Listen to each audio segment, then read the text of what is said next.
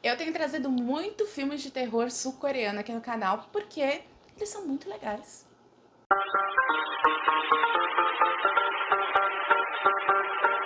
Oi gente, tudo bom? Recentemente eu assisti ao filme Mimic Não Confie nas Vozes, que é um terror suspense sul-coreano, que apesar de ser de 2017 e ter percorrido aqui o Brasil em alguns festivais em 2018, chegou recentemente no catálogo do Telecine, inclusive tá passando atualmente no canal Telecine Premium, tá disponível no streaming, então quem tiver interesse em assistir. Eu assisti a obra, eu gostei bastante, eu achei super interessante a premissa, a história em si é bem legal, fala bastante sobre folclore sul-coreano, que é uma coisa que eu gosto muito de entender um pouco da cultura de outros países, e é sim um terror e um suspense realmente intrigante. Eu vou comentar bastante sobre essa obra num trechinho sem spoilers e depois com spoilers, ou seja, com revelações sobre a obra. Então, se você não quer assistir nada que possa comprometer você ver a obra depois sendo surpreendido com as revelações, eu aviso quando começar os spoilers. Ou se você assistiu ao filme e não entendeu algumas referências, eu tô aqui pra te ajudar a entender algumas coisas. Pelo menos vou tentar. Que essa comunidade cresça, eu te agradeço demais. Mas antes disso, dá uma conferidinha se você já está inscrito aqui no canal. Senão eu vou te convidar a clicar nesse botãozinho inscrever-se. Eu sempre trago vídeos sobre literatura, sobre cinema, sobre cultura pop em geral. Então se você gosta desses temas, se inscreve que esse canal é pra você. Aqui embaixo tá marcadinho também todas as minhas redes sociais. Me segue por lá, assim a gente interage, troca essas informações. E me ajuda, dá um joinha logo agora no começo do vídeo. Isso faz com que essa comunidade cresça, eu te agradeço demais. Nesse filme, Mimic, a gente acompanha a história do casal que é formado pela Jung-Woo, o marido dela, a filhinha dela pequena e a sogra. Eles recentemente perderam uma criança, o filho delas desapareceu, o que dá a entender no filme que talvez a sogra esteja envolvida no desaparecimento, talvez tenha sido displicente por algum motivo. A gente aparentemente acompanha algum problema psicológico que a avó tem, não se sabe se é Alzheimer, isso não deixa muito claro, e eles resolvem recomeçar ali em Busan. Na verdade, eles vão para a região de Jansan, que é uma região montanhosa ali vizinha nessa grande cidade ali na Coreia do Sul, e inclusive é de lá que vem essa lenda folclórica, que é dessa personificação que tanto assusta ao longo do filme. Eu vou falar um pouquinho mais sobre ela mais pra frente. Esse casal, então, tá se adaptando ali àquela região, que é uma região mais simples, é uma região que tem muitas montanhas, são pessoas que vivem de uma forma muito mais simples, inclusive os vizinhos ali são algumas crianças que se conhecem, e numa dessas interações ali com aquela nova região, a personagem principal acaba vendo duas crianças ali passando por uma certa situação, ela e o marido dela vão tentar ajudar, e é quando eles encontram uma mulher ali, já super doente, super passando mal, e eles tentam ajudar, só que ela já falece. Nesse mesmo tempo, ali também naquela... é uma caverna que tem ali na montanha, onde foi encontrada essa mulher. Eles encontram também ali nos arredores uma criancinha. É uma menina que tem aproximadamente uns 5, 6 anos. Ela tá perdida ali na floresta. E, obviamente, a nossa protagonista fica interessada, fica intrigada, fica preocupada com o que pode acontecer com ela. Ela tenta ajudar, mas a menina simplesmente desaparece. E ali depois eles chamam a polícia, até porque tem um corpo ali, né? Uma mulher que passou mal e tá ali. E aí a gente acaba conhecendo outros personagens que são os investigadores que estão acompanhando ali todo o caso.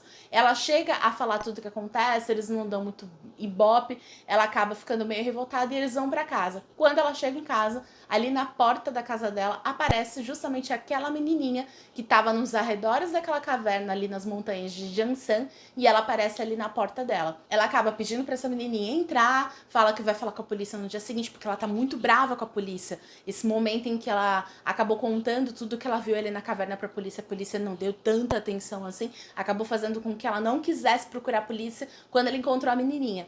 E ali começa uma interação entre essa menininha nova e os demais integrantes da família. A mãe e o pai, a mãe tá super intrigada com tudo que aconteceu, mas ela tá muito envolvida porque ela tá preocupada com essa criança. O pai tá bem desconfiado. A avó, por algum motivo que a gente não entende muito, ela tá receosa, tá amedrontada, tá arisca com essa criança nova. E a outra menininha, que é a filha biológica deles, ela tá ali curiosa com essa nova amiguinha, que inclusive fala que tem o mesmo nome da filha delas, ou seja, ainda rola essa imitação, né, da criança, ela tem o mesmo nome da criança. Ali eles começam a ter uma grande interação e a partir daí a gente vai entendendo que talvez essa história ali daquela caverna no morro ali de Jansan, que é aquela menininha e que tudo ali em volta desse mistério talvez não seja tão pacífico assim, né? Então talvez aquela família esteja assim em perigo e talvez todas essas coisas que acontecem tenham conexão com a vida real deles, né? De tudo que eles estão passando e acabaram tendo que se mudar ali para aquela região. O filme, ele te intriga justamente porque tem essa característica muito mais diferenciada, tem essa coisa do folclore, tem essa coisa da cultura, tem essa coisa da relação entre os personagens. Então isso é bem legal, bem intrigante, você assistir ao filme e se você, assim como eu, é curioso, você vai procurar mais informações sobre, aquilo dali vai te levando a outras informações e você vai se envolvendo em toda a história. Eu imagino que talvez dentro da própria cultura coreana, como aqueles assuntos estejam muito mais comum no dia a dia deles, eles apreciem ainda mais a história, porque eles não precisam ter nenhum tipo de referenciação para entender aquele enredo. A gente não, a gente precisa de uma certa bagagem para poder entender todo aquele misticismo que tá por volta ali da história. Apesar disso, eu achei que dá para entender muita coisa, algumas coisas ficam em aberto, que acho que é até proposital para que a gente crie a nossa própria teoria. Acho que é uma história muito bem escrita, muito bem narrada. A única coisa que me incomoda é que o próprio suspense e terror demora muito para de fato acontecer. A gente fica em alguns momentos muito presos àquela história dramática, àquela problemática da família que perdeu recentemente uma criança, que recentemente passou por um grande luto, uma grande, na verdade, dúvida, porque a gente não sabe muito bem o que aconteceu com o menino, se ele morreu, se ele foi raptado, o que aconteceu. Aquela sogra dela é uma mulher muito muito mística até, ela tá passando por algum problema psicológico, a gente não entende muito porquê, então você fica com um pouco pé atrás com ela. Por outro lado, ela entende de muitas coisas ali místicas que acontecem, muitas coisas relacionadas ao folclore, algumas superstições, questão com os espelhos, ela entende de tudo aquilo, então a gente também fica muito com o pé atrás com ela, fica meio que se duvidando se ela teve algum envolvimento de fato com o desaparecimento da criança, né, que não aparece no filme, que é a que desapareceu antes mesmo do início da obra. Então eu acho que demora muito para de fato ter uma ação no filme. Então, apesar de ter uma ação no início, no meio fica um longo tempo de um filme muito mais dramático do que um filme de suspense e terror. Mas, em compensação, depois da parte final, aquele terceiro ato da obra, eles realmente engatam, né, uma segunda e vão, e aí tudo começa a acontecer, tudo começa a se desenrolar, e a gente começa de fato a entender os motivos para aquilo tá acontecendo. No geral, eu gostei bastante da obra, não é minha obra de suspense e terror favorito coreana, mas eu gosto muito do tipo de filmagem que eles fazem, a forma que eles envolvem os personagens, eles fazem com que a gente crie uma empatia pelos personagens.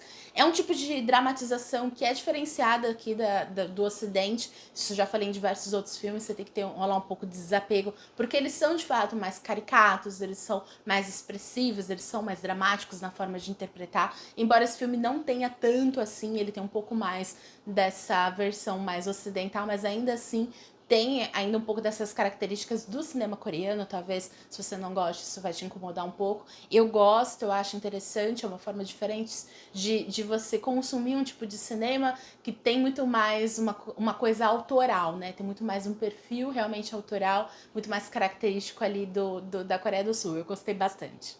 E vamos lá para a parte com spoilers. Então, a partir daqui eu vou comentar um pouquinho o que eu entendi da trama, o que eu entendi de alguns mistérios. Eu espero ajudar você, de repente, se ficou na dúvida em alguma parte do filme. Isso daqui eu vou trazer um pouco das minhas interpretações, das coisas que eu pesquisei. Então, se você não viu o filme e não quer ter nenhum tipo de revelação, pausa aqui, assiste lá, depois volta.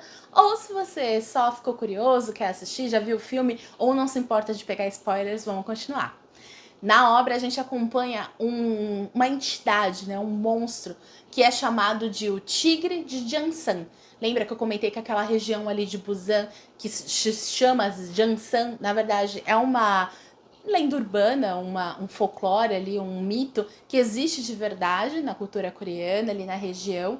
E ali eles acreditam que é uma mistura de homem e tigre. E o tigre em si já é um animal super místico ali naquela cultura asiática, especialmente na Coreia. E essa mistura de homem e tigre, ela imita os sons de algumas pessoas e coisas com a intenção de atraí-las para onde ele está e consumi-las, né? Isso faz com que ele ganhe força, com que ele absorva a energia vital dessas pessoas para que ele possa reviver e ali perpetuar toda aquela maldade dele ao longo de milênios. Então essa história é a que inspirou o filme, o Tigre, né, de Jang-san, e é justamente a criatura que a gente vê no filme. No começo da trama, a gente acompanha um rapaz que acaba deixando um corpo de uma mulher ali na caverna, tudo acontece ali naquela entrada da caverna em Jansan, e ali o que dá a entender é que é como se fosse um sacrifício ou justamente uma forma de acabar desovando uma pessoa que ele talvez quisesse realmente dar fim, e ele sabia sobre aquela entidade, o Tigre de Jansan. Então ele deixa aquela mulher ali, e lembra que eu comentei que a nossa protagonista um tempo depois encontra uma mulher que já tá super debilitada, vomitando, e ela acaba morrendo ali na montanha, ali naquela caverna de Jansan? Pois bem, é aparentemente essa mulher que foi largada logo no começo do filme. Depois, inclusive, a gente acompanha o que acontece com esse homem que largou ela. Ele acaba sendo atacado por essa entidade, ele tem esse envolvimento com os espelhos. Eu não achei muita coisa por aí explicando sobre esse folclore do tigre de Jansan, mas provavelmente essa questão dos espelhos está ligado nitidamente, né, tá ligado muito próximo com essas histórias folclóricas, né, do tigre de Jansan. Então eu acredito que as explicações estejam nessas lendas, que a gente aqui no Ocidente não tem tanto acesso assim. E a gente entende também que a menininha, que é aquela que apareceu do nada, que apareceu na floresta, depois apareceu na casa dela, ela é, na verdade, a filha do xamã, que há muitos e muitos anos, pelo menos uns 20 anos antes, acabou se perdendo ali no local. Ele fez ele se entregou ali para aquela entidade, buscando algum tipo de conhecimento, de evolução de alguma forma, e ele acabou sendo consumido pelo tigre de Jansan. Ele e a filha dele acabaram sendo incorporados ali naquela caverna e acabam sendo partes também dessa atração de outras pessoas. Então o que dá a entender é que o tigre de Jansan, consumindo o corpo daquele xamã, ele atrai as pessoas através da mímica, né, das vozes, daquelas imitações, e a criança em si através dessa questão muito mais emocional, atraindo as pessoas para irem até lá. No final também a gente descobre que os personagens acabam, quando eles entram ali na caverna, acabam tendo algumas questões com a visão. Primeiro o marido dela, quando vai buscá-la, ele acaba perdendo parte ali da visão, depois ela também. Isso também provavelmente está muito relacionado ao próprio folclore, a próprio misticismo ali do tigre de Jansan, que trabalha com a questão da voz, né, das imitações das vozes. Então provavelmente ali naquela caverna, ali naquele ambiente dele, ele faz com que as pessoas parem de chegar para que elas confiem somente nas vozes, né, só na audição que eles estão tendo. É uma forma também dele conseguir pegar aquelas vítimas, conseguir convencê-las, que é o que de fato acontece no final. Provavelmente utilizando ali as informações que ele obteve da menininha que morou com ela um tempo, ele sabe que o ponto fraco da nossa protagonista seria o filho desaparecido dela. É a partir desse momento em que ele começa a imitar a voz do filho dela, e só assim ele convence ela a ficar lá na caverna junto com ela, com a menininha e com, de fato, o tigre de Jansan. Então o que dá a entender no filme é que ela realmente virou um sacrifício para essa entidade, e que no fim, tanto o xamã quanto a criancinha, quanto essa entidade que domina os dois, conseguiu realmente pegar essa mulher e acabar colocando ela ali na caverna. Ela acabou se entregando ali, acreditando nas vozes. Bom, gente, foi isso. Eu espero muito que você tenha gostado do vídeo, gostado das minhas teorias, gostado das minhas considerações. Comenta aqui embaixo o que você achou, tanto do vídeo quanto do filme Mimic. Comenta pra mim também outros filmes com essa mesma temática, outras obras de suspense, terror sul-coreanos que eu vou adorar assistir e depois trazer aqui no canal. Então é isso, gente. Um grande beijo e até o próximo!